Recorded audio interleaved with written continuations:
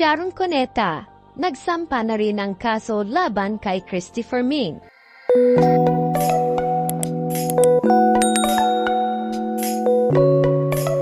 Nito lamang nakaraang linggo, nagsampa ng kasong cyber libel ang aktres na si Bea Alonzo laban sa showbiz columnist at host na si Christopher Min tungkol sa umano'y paninira nito sa aktres, kabilang na ang hindi nito pagbabayad ng tamang buwis.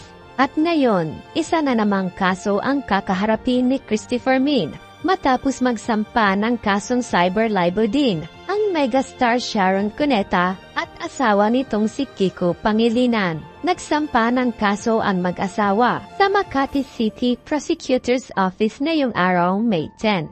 Ayon kay Kiko Pangilinan na hindi basihan ang pagiging public figure nila para ipakalat ang mga maling impormasyon tungkol sa kanila. Meron din daw umano silang karapatan bilang tao. Hindi ito sang-ayon na basta na lamang silang mananahimik dahil sila ay public figure. Tanggap nila ang mga opinyon. Ngunit, pagdating sa mga personal issues, dapat mayroon silang basihan na totoo ang mga ikinakalat nilang impormasyon. Dagdag pa nito na marami na ngayon sa social media ang mga nagpapakalat ng mga maling impormasyon at manira sa mga kagaya nilang mga public figure. Makakuha lamang ng malaking views, subscribers, lalo na para kumita ng malaking pera. Ayon naman kay megastar Sharon Cuneta, bukas sila sa mga kritiko at mga opinyon dahil kakambal daw umano ito ng kanilang trabaho bilang artista at politiko. Ayon sa kanya, na below the belt na raw at walang basihan ang mga banat ni Christopher Min na kung saan pati ang kanilang mga anak ay naaapektuhan na rin. Sinabi pa nito na kahit na alam niyang walang katotohanan, ay marami pa rin daw maniniwala sa mga nakapanood nito. Sagot naman ni Christopher Min, naiintindihan ko kung saan sila nagmumula. Naiintindihan ko kung saan sila nanggagaling. Dagdag pa nito na naiintindihan niya ang mag-asawa dahil kasama ito sa pagiging mamamahayag niya. Ano ang masasabi niyo sa usapin na ito? Magkomento lamang sa ibaba